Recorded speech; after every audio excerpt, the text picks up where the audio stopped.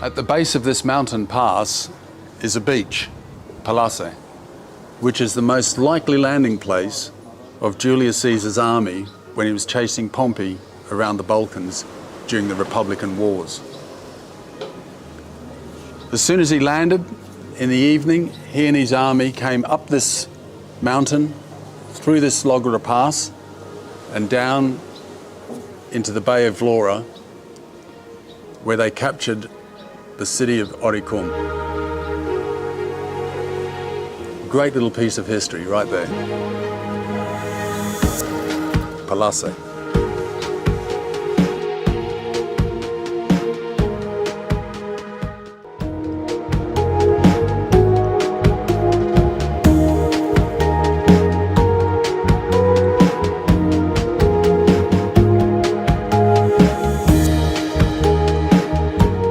Well, that was a pleasant drive from Vlora over Logora Pass and then down the coast.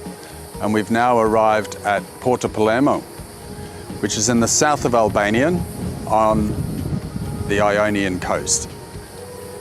It's protected by two large headlands and high hills behind it. In ancient times, this bay was known as Palermos, but was given its new name, Porto Palermo, during the Byzantine era. Down here is the submarine base, which after 20 years I'll be going into. So I'm very excited about that. We've got permission by the military to go in there and film today. So we'll be doing that, and then after that we'll be looking at Ali Pasha's castle, which is situated in the middle of the bay.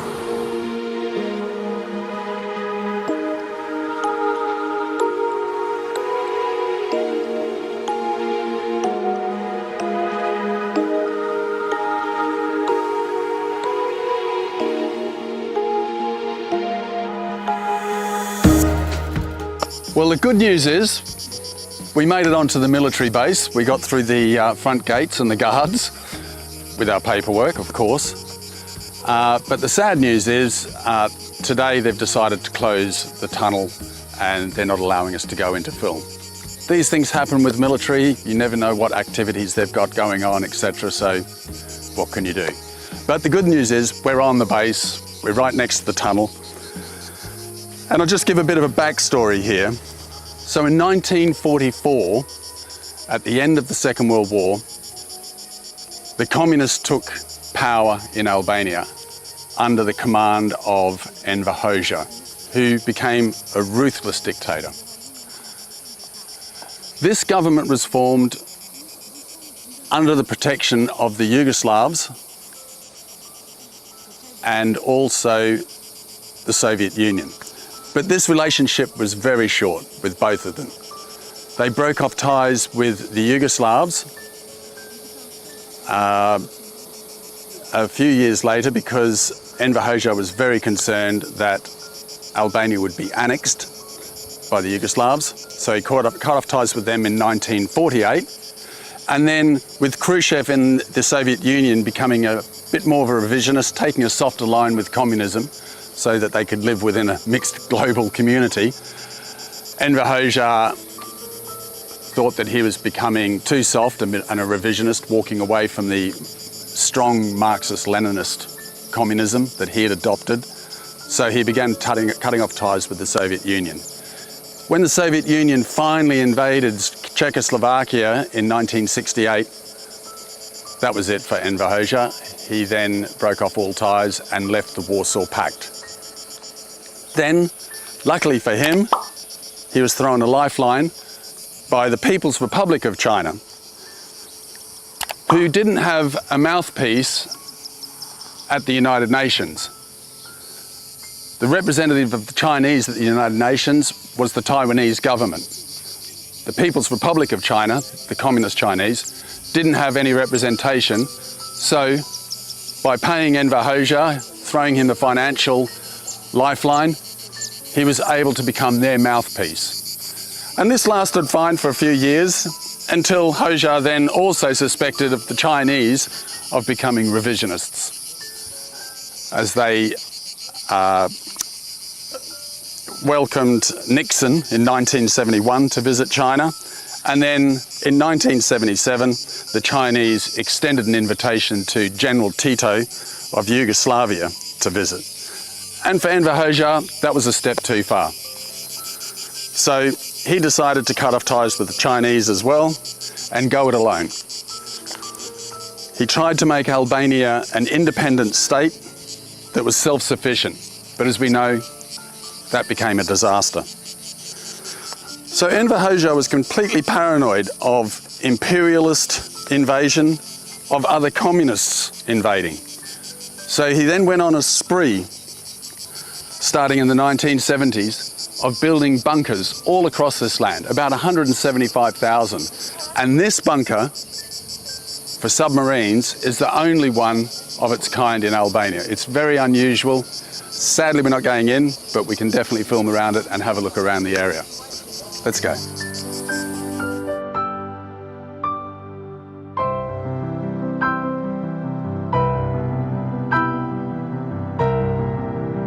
So this bunker is 750 meters long. Massive feat of engineering that goes completely under this headland and opens up with another gate onto the Ionian Sea. So submarines or fast craft could come in this side of the bay, be serviced, refueled, had new ammunition put on them, and then let out straight into the sea on the other side. Very effective, but never really used, because in 1955, when Albania joined the Warsaw Pact, the Soviet Union stationed 12 whiskey-class submarines here, with the intention of being able to control and check NATO within the Mediterranean. This worked fine for a few years until Enver Hoxha became concerned about Khrushchev becoming a revisionist and forced the Soviets to leave Albania. With them, they took 8 of the whiskey-class submarines, so he was only left with 4, making it difficult to find parts for the submarines. And with his crumbling infrastructure, these craft pretty much became useless. There's one still stationed in Vlora at Pashës naval base. It's decaying. The other 3 have long been scrapped. But this base was used for a short time with the submarines, and they'd come in this side and leave the other side. Enver Hoxha was also very concerned about the proximity of NATO to his maritime border.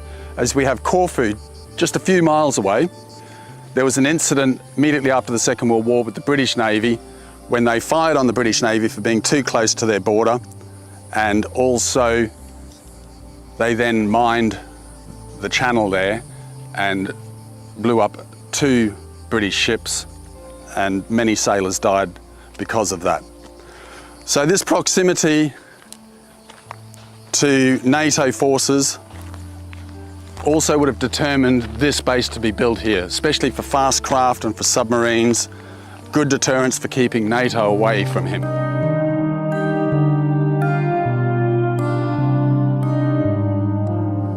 The setting for this base is just spectacular. It's sitting right on the edge of this bay, beautiful clear water. I mean, if you were in the military, this would be a great place to be stationed.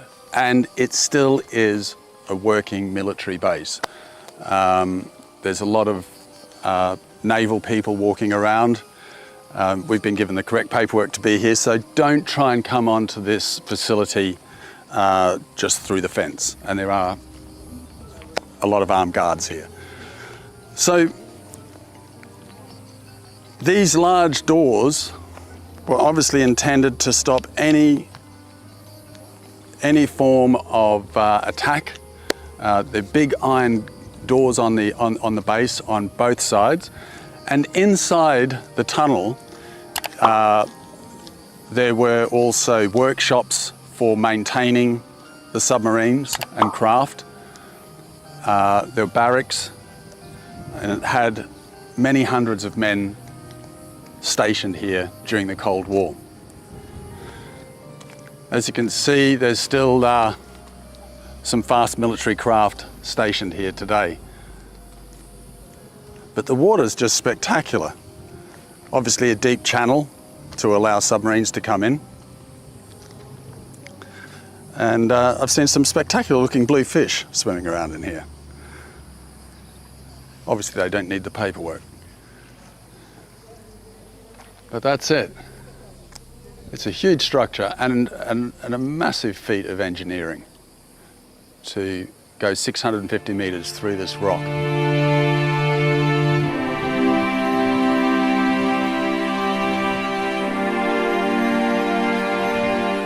And they are big concrete doors. Some of the artillery bunkers that you find around Albania have massive concrete doors on them, blast doors, but these are absolutely huge. It's like a mix between the dystopian past and Lord of the Rings.